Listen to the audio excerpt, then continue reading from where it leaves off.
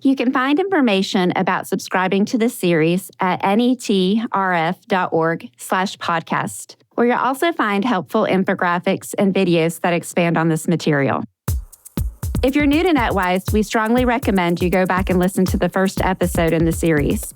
It will give you a solid grounding in the basics of neuroendocrine tumors and how they're treated. And you can find a whole library of episodes on different topics at netrf.org/podcast and wherever you get your podcasts. Do you have a story to tell about your own NET journey? If you're a NET patient who would like to participate in a future episode, please email us and let us know. podcast@netrf.org. Welcome to NETWise. My name is Jessica Thomas, Director of Patient Education at the Neuroendocrine Tumor Research Foundation. In each episode of this podcast, we share expert information and patient perspectives to help patients and caregivers on their NET journeys. Today, we're going to be talking about the end of that journey. This is something that can be uncomfortable to talk about, but there is a lot of information that is important to know. From the medical and legal to the emotional and spiritual, it's a complex time. So in this episode of NETWise, we're going to talk about end-of-life care. Questions about end-of-life care tend to arise early on. Many people, when they're diagnosed with a disease like cancer, have worries about what that means for their life expectancy. Hadira Del Rivero is a medical oncologist and a board-certified endocrinologist at the National Institute of Health. She's been treating NET patients for more than a decade. There is so much fear around having just this diagnosis and having overall cancer diagnosis, which can be quite scary. It's like the world stopped for them and is very difficult. Some kinds of NETs are aggressive and may come with a serious prognosis. Many other kinds of NETs are slow growing and can be managed for years, allowing patients to live long and fulfilling lives. Julie Halle is a surgical oncologist at Sunnybrook Health Sciences Center at the University of Toronto, who specializes in NETs. While we may not be able to cure, meaning getting rid of all the cancers and giving them a life without cancer, we can be maybe able to control this. And I think the analogy a lot of us use is that of a chronic disease. So I'll tend to say this is, like people who have diabetes or high blood pressure, they will never get rid of it, but it can be controlled with treatments over time. So even in patients who have pretty widespread and advanced disease that we consider stage 4, so metastatic, we don't necessarily face a short life expectancy. Even though people can live a long time with NET cancer, it still reduces the patient's lifespan. And there's always the possibility that something unexpected could happen in the course of the disease or its treatment. So even though it may be difficult to think about, one of the best things a patient can do is begin to think about end-of-life planning early on. This is called advanced care planning. Jenna Fostick is a regional director of clinical operations for St. Croix Hospice in Omaha, Nebraska. She's had experience providing hospice care to NET patients. Even if you were a healthy individual, you never know when your expiration date is going to happen. So advanced care planning is a super important piece to start that conversation and to start thinking about those things that you don't want to have to leave with your family with. Advanced care planning involves communicating your treatment preferences for end-of-life care in case you're not able to do so later on. It ensures those caring for you can follow your wishes. These plans may begin as conversations, but they must be formalized through signed documents called advance directives. Each state has its own set of documents, which you can find online. There are 2 key components to advance directives. The first designates medical power of attorney to a person of your choosing. This allows them to make medical decisions on your behalf in the event that you're not able to speak for yourself. The second is a living will, which outlines your preferences for treatment. This includes things like what kind of procedures you do and don't want, or whether you would like to donate your organs. You may also establish do not resuscitate and do not intubate orders. Patients should talk about all these preferences with their doctor and with their loved ones. if we can have those conversations and become comfortable having those conversations with each other, it just sets up a better end of life experience and takes a lot of the guesswork out of it. There are also lots of resources online that can help you think through all of this. The hospice that I work for, St. Croix Hospice, we have a workbook that you can fill out, and it walks you through everything that you need to start to think about when it comes to the end of life, but even though you're not near that yet. My name's Josh Mailman. I am a patient advocate. I serve a lot of hats in both the neuroendocrine community and also the community for cancer care at large. And really, at the end of the day, I'm a patient and I run a local support group. I was diagnosed in 2007. I went for my annual 46-year-old checkup, and my doc felt something unusual under my ribcage. And nothing serious because everything else was fine. So, come back for an ultrasound whenever you actually have time to be around. And I didn't have time to be around for about 6 weeks. And I went to urgent care because I had some other medical issue going on. And while they were waiting for some tests to come back, they said, "Oh, we see you have an ultrasound that needs to get done. Why don't we send you down there while we're waiting for the test?" And it's an unusual experience. And maybe that was my first brush with the idea of death, because after they walked me back from the ultrasound to urgent care, the attending physician who brought me there would no longer look me straight in the eye. And she had been told by the ultrasound tech what looked to be a rather large malignant tumor in my pancreas. And I don't think they thought I had a long time to live. So you start facing your own mortality pretty quickly. At the time I had a 10-month-old and I did not know how I was going to plan to see his first birthday. This is back in 2007. And so there aren't many options back then to treat this disease. And at the time, none of the options fit where I was. I wasn't a surgical candidate. There wasn't any of these new drugs that had come along in the last decade. And so I was faced pretty early on with the fact that I may not be here for long. I'm a Hitchhiker's Guide to the Galaxy kind of guy. And the cover of the book, if you remember, and the cover of the Hitchhiker's Guide has just 2 words on it: don't panic. And it's something that we tell everyone: don't panic. Because when you panic, you make not irrational decisions, but decisions without all the information that you can. We have this term in oncology called watchful waiting. I hate the term, but it's where you just watch. And I've, famously turned that term from watchful waiting into watchful learning, because I think you can use that time to educate, to figure out what your next steps are. And so that's what Josh did. He learned everything he could, attended conferences, and made connections. He sought out different treatments and specialists and has lived with NETs for more than 15 years. He's also been instrumental in pushing the needle in many areas of NET care and is an internationally recognized advocate for neuroendocrine tumor patients.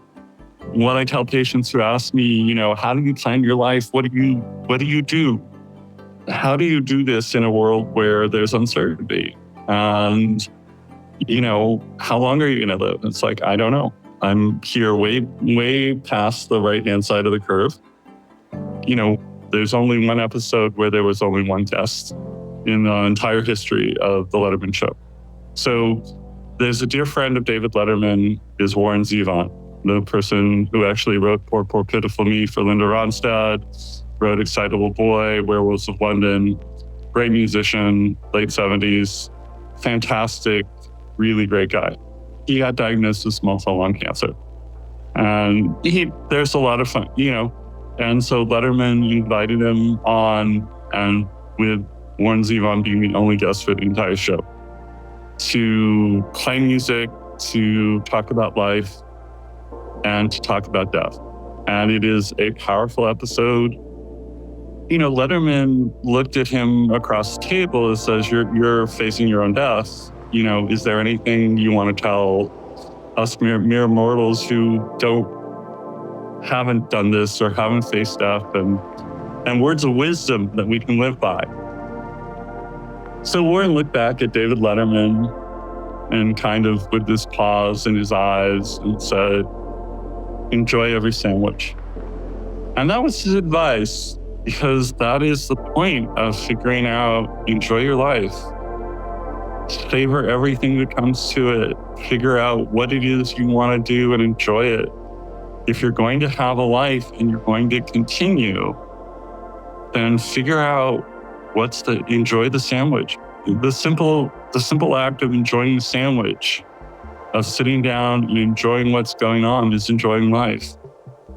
And to work on all these medicines and all these treatments and want to extend your life, but not to enjoy that life you're extending, find what matters most. NET patients can live for a long time with their diagnosis, and we are making strides in developing new treatments. But at a certain point, the conversations patients have with their doctors tend to shift. I think it's different for every patient in terms of, the timeline or at what point they want that shift to happen. So the relationship we have with them is very important in that way. If we talk about end of life care, often is when you realize that the disease is still progressing and we don't have more options to stop that, whether it's the growth of the tumor, whether it's, the hormones that are produced by the tumor becoming overwhelming and it's overtaking patients' lives. That's when we can start having those discussions. Or sometimes it's patients themselves who will come to us and say, well, there are these other therapies, but I'm tired and this is not something I want to go through anymore. It's not something that's aligned with my preferences at this point. And then we can start having those conversations. At this point, a patient may begin to transition to hospice care. By definition, hospice is available to any patient living with a life-limiting disease who has an estimated 6 months or less to live. In the United States, hospice is covered by Medicare. This includes support from hospice staff, as well as medical equipment and prescription drugs. Because of its association with end of life, there can be a certain amount of stigma around hospice. So when we think hospice, people have this misconception that, this is the last days to hours of my life and we're done here. So they think that once your treatment options are over, then care stops. And that's just not true. Studies have shown that starting hospice early can result in better symptom control and have more positive experience for patient and caregivers. Studies have also shown that in many cases, patients live longer on hospice than they would have if they continued treatment. But it's important to remember that this is a choice a patient gets to make when the time feels right for them. Long-term NET patients, it's hard to start that conversation because, they've been fighting for so long. So I would compare those type of patients to like a heart failure patient or a COPD patient, someone that's been living with a disease that for a long time, and they've been beating it. When it comes to like rare, more aggressive type of NETs, we're often meeting them too late in the process. So we can provide them so much help and support, but we're too late to the game. So we're now having these conversations when they only have a week left. And so we have a whole team there to support them, but we're all rushing to meet them. And so often what we hear is, I wish it would have been sooner that we would have come to you. Transitioning to hospice care means that a patient has chosen to stop using active therapies that treat their disease and instead focus on care that improves their quality of life. In other words, hospice care is limited to only palliative treatments. We want to take a moment to talk about palliative care, which is important for NET patients. It's often associated with end-of-life care, but NET patients will know that palliative care can be given at any time during the course of disease. Its focus is on symptom management, and it can be complementary to the other therapies a patient may be receiving. You can learn more about palliative care in episode 15 of NETWise. In patients with neuroendocrine tumors, especially because of the endocrine repercussions, so the repercussions of the hormones that are circulating, and the repercussions sometimes of the local tumors, for example, in small intestine, local tumors like fettering on bowel and creating cramping, etc. Everything that we do is aimed at alleviating those symptoms, number one, and number two, preventing future symptoms. So to some extent, everything that we do is in part palliative care. When a patient is getting closer to the end of their life, the focus of care is almost entirely on symptom control, and palliative care comes to the forefront. At the end of life, we don't care so much about whether we're going to get tumor control or preventing things from getting worse in the future. We care about making somebody feel better in the moment. All these things have to be very, very tailored to patients and what they wish for. This brings us back to hospice care. When a patient transitions to hospice, their team is focused solely on palliative care that will help them feel better. But there are some challenges unique to NETs that are important to acknowledge. Like we said earlier, hospice is limited to palliative treatments. With NETs, palliative care tends to include pain management as well as managing symptoms related to hormone excess. This is different from other kinds of cancer, where there is generally a distinction between medications that treat tumors and medications that alleviate symptoms. With NETs, many of the medications that are commonly used for treatment also have palliative effects. For example, somatostatin analogs are used to treat tumors, but they're also the best way to manage symptoms like diarrhea and flushing. There are also some surgical procedures that may be done as a part of palliative care.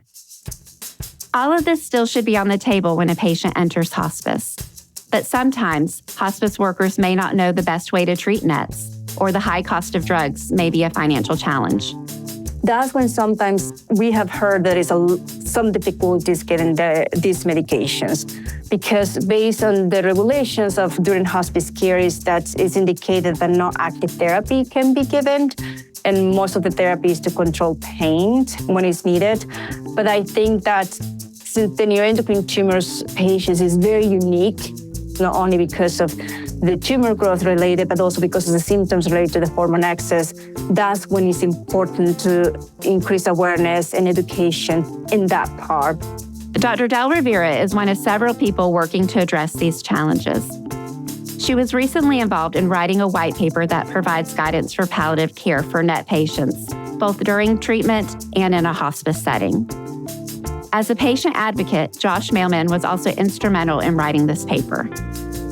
I probably work with at least, a patient a month around the country who is going through end of life.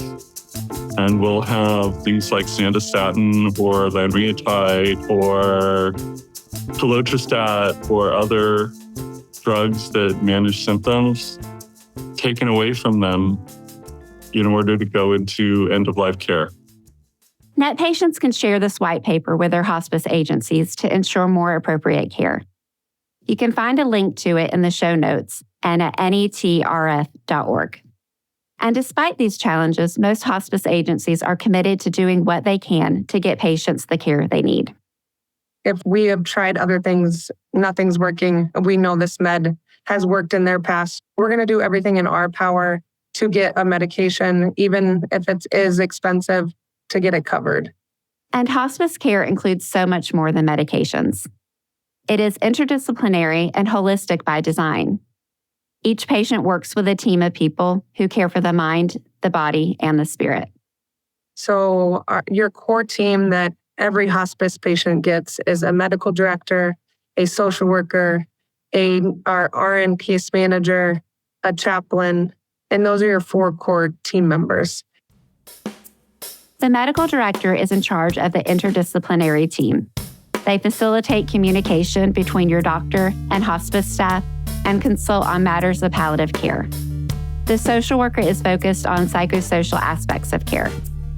So their interpersonal relationships, their family dynamics. They're focused on that. If they do have like insurance questions, money questions, they can help with that. If they have FMLA paperwork, maybe they want to take off time for work to care for their loved one. These are things that you can go to your social work with and say, hey, this is what I'm thinking. Can you help me, guide me through this? And they're there, they're experts in all of those things. The RN case manager might also be called a hospice nurse. Their job is to focus on symptom management. They also bring in other members of the care team when necessary. And so it's important to tell them what you're liking and what you're not liking, or what you need more help with, because they can really direct your care and help you get the right person in front of you. Finally, the chaplain is there to care for your spiritual well-being. And that is so important at the end of life. They're non-denominational. Whatever church you're affiliated with, they'll make sure to make those connections for you. They're there to pray for you, or not pray for you, but pray with you. They're there to just talk. You can talk to them about anything. You can talk to them about your fears of your diagnosis, your fears of what you're leaving behind, maybe what you've done in your past. You feel like, am I going to go to heaven or hell? Maybe those are beliefs, maybe not. But even patients that don't have beliefs still need spiritual care at the end of life. All of these individuals are available to patients and caregivers throughout hospice. People can form strong bonds with their nurses, social workers, and chaplains as they go through what can be a very vulnerable time. And as a patient gets closer to the end of their life, the hospice team is there to guide the process. Towards the end of life, our clinical staff does see changes, and we educate every step of the way. And those changes could be breathing changes. Definitely, they start eating less, maybe drinking less. And so we're there at the bedside educating you every step of the way. If I were to see those changes, I would say, we're probably looking at the last week of life. And then as we see more dramatic changes, you can guess more hours to days. It's hard to pinpoint the exact moment that it's going to happen. I'm Suzanne Ludlow. I live in Silver Spring, Maryland. In 2012, my husband had surgery to remove tumors in his liver, and they were diagnosed as neuroendocrine tumors. The death certificate says pancreatic neuroendocrine cancer, but it didn't start in the pancreas, I'm pretty sure. It was all in his GI system, but it took a long time to try to figure out where a primary tumor might have been. His name was Vince Taylor. He's African-American, grew up in the Washington, D.C. area, liked to write. He went to Oberlin College. His mom had gone there before him. And I met him. He was a senior. I was a freshman. He graduated just after his mother died of cancer. He was a journalist for a number of papers, ended up being a newsletter editor for many years. He was pleasant to be with. He liked to cook or listen to music. He was private, but he made me laugh every day. He cared about other people. Everybody who knew him kind of thought of him as a friend. So my husband was relatively fortunate in that he did not seem to be in pain most times. He was able to work until 3 months before he died. When he was in pain, it cracked me up. When he was in pain, he would take 1 ibuprofen. So he really didn't need palliative care for a very long time. He went to his scans and his doctor's appointments, and he tried to eat well, and that was fine. Over time, he got a lot of tumors. In 2014, he went in for surgery to try to remove what was probably his primary tumor, which was right between his stomach and his small intestine, and it was not possible to remove it. And so, basically the care was to tamp down the tumors. He had liver-directed therapy to try to reduce tumors in his liver. He had other kinds of medications that would slow any growth, that kind of thing. But he was living with the tumors.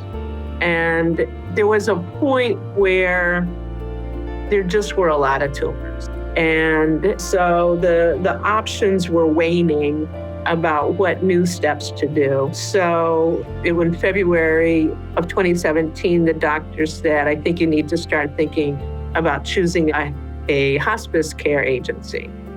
And that was very stunning to my husband. I don't think it came as a surprise to me, but it was a bit abrupt. The concern at the time was this was February. Our son was graduating from college in May, and my husband was going to see him graduate. His mom couldn't see him graduate. He was going to see our son graduate. And the doctors reassured him that he would live long enough to do that. So we took a few days to kind of just let it settle in. And I was fortunate to be able to talk to a friend of mine who she hadn't faced hospice care herself, but a close friend of hers had. And this friend had told her that it was really good to reach out to a hospice agency early on before it was last minute time, because you could learn more about their services and you could get a nurse that you liked or that fit you. And if you didn't care for them or their structure, you could go to someone else. And so after my friend told me that, I told that to my husband, and he appreciated that. I don't think he would have agreed to really start calling around, having us call around to the agencies until that made sense to him. And so a day or two later, I was checking in and doing some background checks of these agencies and contacted one. And we set up a home visit with the nurse that would be assigned to Vince. And she was awesome. And so that was a relief. And we started the system where she would come once a week, take his vital signs, check on him, that kind of thing. They would sit and chat about cooking or whatever. And it was something my husband looked forward to. And it was a good thing. By mid-April, the nurse was coming more than once a week, checking on him. But he was cooking and he was taking walks. But he was more often falling asleep in a living room chair. He couldn't write very much before he fell asleep. He was listening to podcasts and he was listening to music and mostly doing okay. The other thing that was really great about hospice was they were really helpful when we needed to go from Maryland to North Carolina for our son's graduation. They helped get the contacts in each of the places so that if we needed help anywhere along the road, they had kind of other agencies that they had agreements with that we could contact. The supplies we needed, they had for us. And so we were able to go to our son's graduation in mid-May, and it was really nice. So that was just such a positive thing. When we came home, I noticed that he just was sleeping more and more. So he would do things, but he was a lot quieter. And so one day, my husband, who always would wake up in the morning, get breakfast, he had a little routine, didn't get out of bed this one morning. And I went in to check on him and he said, yeah, he's getting up, but and then he fell back asleep. And another hour or so, I went to check on him again and he was the same. He talked to me, he was fine, it would be a bit. Okay. I called the hospice nurse because it was just different than his normal routine. And she's like, would you like me to come and check on him? And I said, yeah, I would like that. And she came and she spoke with him and checked him. He stayed in bed and she came out to me and said, I think you should get your son home. And he came home the next day, and we knew that it wasn't long. Fortunately, two of my nieces who loved their uncle very much came to help me during that time. So we basically had a 4-person circle of love with my husband, and they did an early birthday party for me so that he could be there. It wasn't very coherent, but it was nice. And my nieces made nice dinner for me. And we celebrated an early Father's Day. Tried to get it all in. And then over time he passed. After my husband passed, we called again the hospice care, and our nurse came to help basically declare the death and clean him and prepare him. And it was so tender. It was very nice. We were exhausted. I have to say, nobody fully can appreciate how physically and mentally exhausting it is, even when it's not drama. And so it was quite an experience, but it was also, I felt more part of the universe than I ever had. There was something spiritual, with a little s, but spiritual about the whole thing for me and for all of us. And it was remarkable. It was positive and uplifting. And I know my nieces and my son and I will never forget how meaningful that was to be there and to see it be peaceful. And I hope that for everyone. When I first was at a death in hospice, it changed my life. We were honoring the patient in the life that they had lived. So I sat there with the patient and the family. We were all holding hands. We knew that the end was near, but it was special. So it's why I'm so passionate about hospice, is because we get to guide these patients towards the end of life. And when the end comes, it ends up being special and rewarding. And it's just a complete honor to be at the bedside with these families and these patients as they say goodbye. The death of a patient is the end of one journey and the beginning of many others. One additional benefit of hospice is that it comes with access to counseling for family members, both before and after the death of a loved one. And that follows your loved one's death 13 months after a patient passes away. And then there's also something that's called anticipatory grief. And hospice often has support groups available to family members, to patients that are dealing with that anticipatory grief. So that bereavement support will be tailored to what your needs are. And even if that changes throughout the 13 months after your loved one passes, maybe you just have a rough week and you need to talk to someone, that hospice is always there to support you. Both my son and I were able to continue to get counseling with the counselors of the service. And I found it very helpful. I know my son did as well. But I had thought, stupid me, well, I've known that my husband was terminal for 6 years and that I was prepared for his death. And I was not. It came as a punch in the stomach afterwards. It was like, oh my God, here we've been doing all this stuff and we prepared it, hospice care, but just there was an emotional hit that I really appreciated talking about. From advanced directives in palliative care to hospice and grief, end-of-life care comes up at many stages throughout a NET patient's journey. And there comes a time when all of us will face the end of our lives, whether we are NET patients, doctors, advocates, or voices you hear on a podcast. And no matter how prepared we may feel, it can be frightening to think about. But Susie Ludlow told us something her husband Vince once said to her. He said that dying is natural. In other words, it's a part of living, and we have the power to exit this world with as much grace as we have lived in it.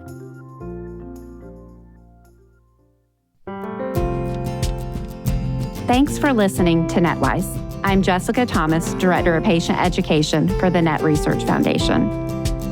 Our production partner for this series is Citizen Race Car. This episode was produced by Anna Van Dyne, post-production by Jose Miguel Baez, production manager Gabriela Montequin, executive producer David Hoffman. It was made possible by the generous support of Boehringer Ingelheim. If you would like to join NETRF in our mission to fund research for NET cancer or help support educational programs like this NETWise podcast, please go to netrf.org/donate. Special thanks to everyone we interviewed for this episode. We are grateful for your expertise. This is a production of the NET Research Foundation. We're committed to improving the lives of patients, families, and caregivers affected by neuroendocrine cancer. We fund research to discover cures and more effective treatments, and we provide information and educational resources. Please visit us at netrf.org. This podcast is not intended as and shall not be relied upon as medical advice. The Neuroendocrine Tumor Research Foundation encourages all listeners to discuss any scientific information found here with their personal oncologist, physician, and/or appropriate qualified health professional. Listening to this podcast does not constitute a patient-physician relationship. The Neuroendocrine Tumor Research Foundation does not represent that any information provided here should supplant the reasoned, informed advice of a patient's personal oncologist, physician, or appropriate qualified health professional.